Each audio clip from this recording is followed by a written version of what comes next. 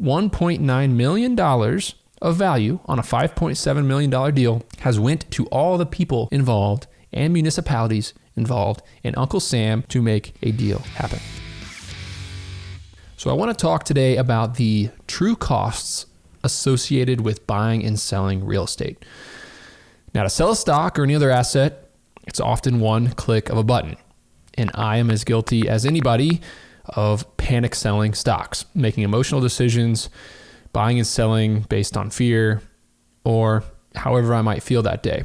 Now, some people say this, what I'm about to tell you, is a negative of real estate, that it's illiquid. It takes 6 months and a lot of money to buy or sell real estate. I think that's a feature and not a bug, because it forces me as an investor to have a long-term view. If my real estate could be sold with a click of a button, I think in March of 2020, when the world started to melt and the stock market dropped 10% 6 straight days, or whatever it was, I think I probably would have sold. I probably would have panicked. I probably would have taken a major discount to sell my assets. Lo and behold, the market roared back, and here we are at the hottest real estate market and the highest values of all time. So I think the fact that real estate is not liquid, the fact that I can't click a button on my phone, the fact that it takes time and money to sell an asset, I think that's a feature and not a bug. But I do want to talk to you about the costs associated with buying and selling real estate, because it's serious and a lot of people underestimate it. A lot of people think that if they buy a property for X and sell it for Y, maybe buy it for $1 million, sell it for 1.2, they're going to make a lot of money. And the truth is they're not. Let me tell you why. Because the teams and people and industries built around buying and selling real estate need to eat as well. So not only, I guess, talked about timeline first. The timeline of buying and selling real estate is often 6, 9, even 12 months to hire, vet a broker, to prepare the offering memorandum, to get your due diligence materials in order, all of your reports, all of your P&Ls, all of your tax returns, all of your property tax information, all the maintenance records. That stuff can take a while. Then you got to go to market. Then you got to solicit bids. Often that's a 45-day window. Then you go under contract. And I'll be honest with you, to close a self-storage facility in the state of New York, where I do a lot of business, takes 90 to 100 days. We've had closings take 9 months, the one in Gloversville. So what does that mean for us? That means that real estate is illiquid. Now, that's a good thing and a bad thing. A bad thing because if times get tough and real estate values go down, sponsors like me, people who do real estate deals and count on transactions happening, we can go hungry for a long time. And the way private equity is organized, the way private equity is set up, sponsors like me, we make a chunk of our money. That preferred return goes to investors. That promote, that back end split, the carry goes to us. So if we're not buying and selling, it's hard to make a lot of money. That's one of my major gripes with real estate private equity, is that it encourages transactions. It encourages sales. It encourages sponsors who control the deals to sell assets, to lock in gains, to restock the coffers, to make money, do whatever it is. So a lot of people like me, a lot of real estate investors are nothing more than service business owners. They're doing the service of buying and selling real estate. They're flipping it. They never really make long-term passive cash flow. When they stop working, they stop getting paid. And that's a tough position to be in when you're counting on selling and buying assets to make money. Because guess what? If the market tanks, you could be sitting for 4 or 5 years living on cash flow that's non-existent because your firm doesn't make any money unless you sell. So all that to say, let's talk about some of the hidden, or if you're in the business, you know this stuff very well, but the costs associated with selling a piece of property. This is the costs associated with me buying an asset. I'm looking at a property right now. It makes $375,000 in net operating income. My acquisition offer is $5.75 million. So I'm going to spend $5.75 million on a piece of property. You might think, okay, all in, maybe you're in for $5.8 million, $5.9 million after closing costs. Well, think again.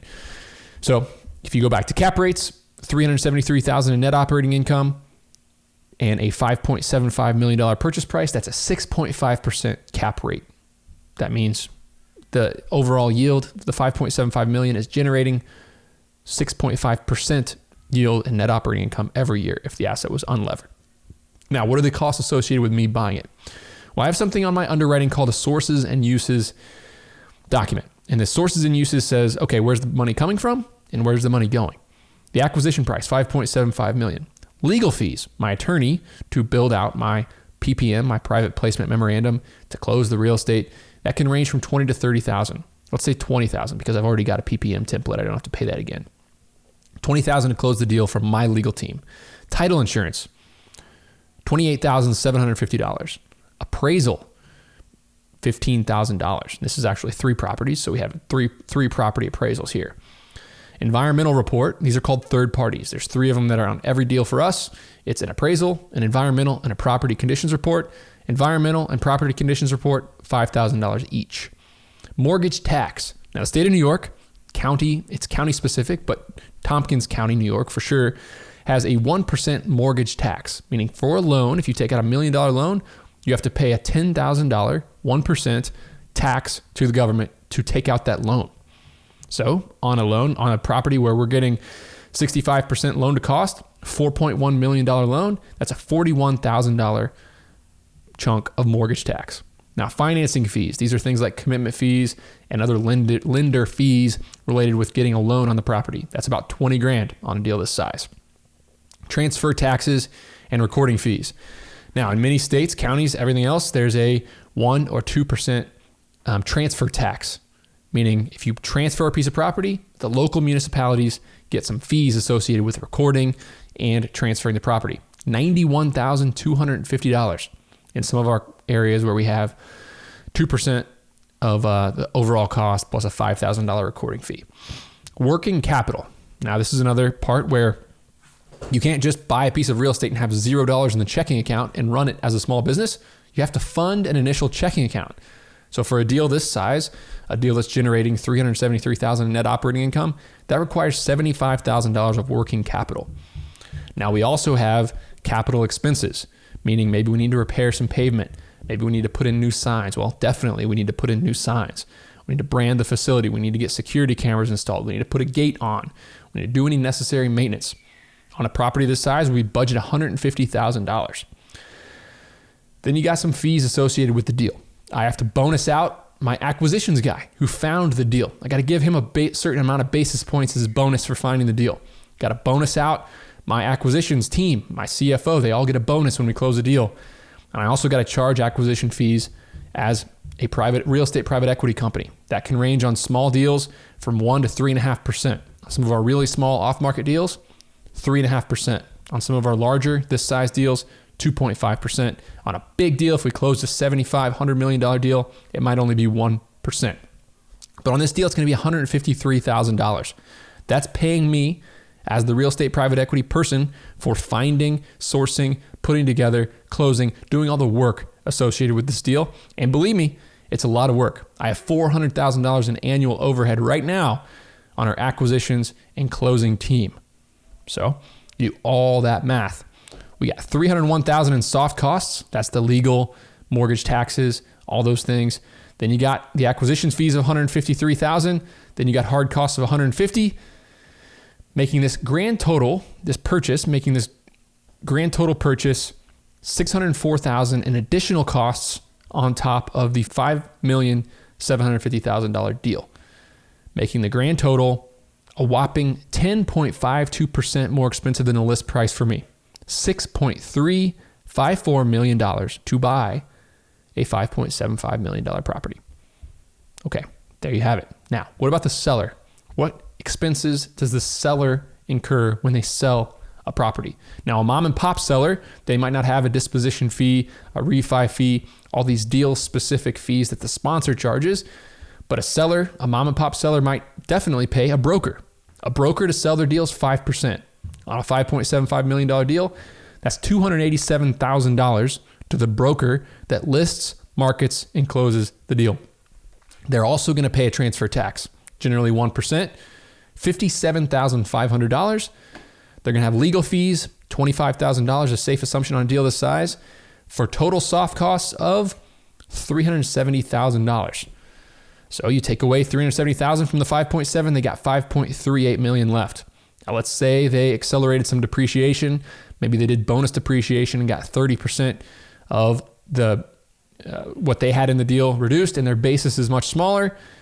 They have a capital gains tax of $4.4 million, taxed at 25%, which capital gains range from 15 to 25%, we're looking at having $4.4 million left when it's all said and done. So I paid $6.3 million, and in the seller's pocket, when it's all said and done, is $4.4 million. So to transact this piece of real estate, $1.9 million of value has evaporated. $1.9 million of value on a $5.7 million deal has went to all the people involved and municipalities involved and Uncle Sam to make a deal happen. That is insanity. So while maybe this purchase price reads as a 6.5% cap rate deal, the opportunity cost, if we think about this as the opportunity cost of the seller selling. The seller, remember, they only got $4.4 million on an asset that was generating them $373,000 in total operating income. So this property was generating $373,000 a year in income, and they just sold it, lost that income, and in return got $4.4 million. That's an 8.42% capital cost opportunity, meaning that $4.4 million that they got in their checking account, they traded that cash for $373,000 a year, or an 8.42% cap rate, final realized at the end of the day.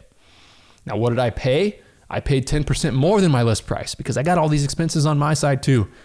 So the $6.3 million that I ended up paying all in to own this asset is a 5.88 cap, meaning that $373,000 in net operating income is 5.88% of the total all-in cost that I have. So this makes real estate really complicated for investors because me, as an owner, as a new buyer, I have to find a way to extract value. I have to raise rents. I have to cut costs. I have to find a way to make a deal work for me. Now, it's easier said than done, right? It's much easier said than done because here I am paying $6.3 million for a property and the seller only sees $4.4 million of it.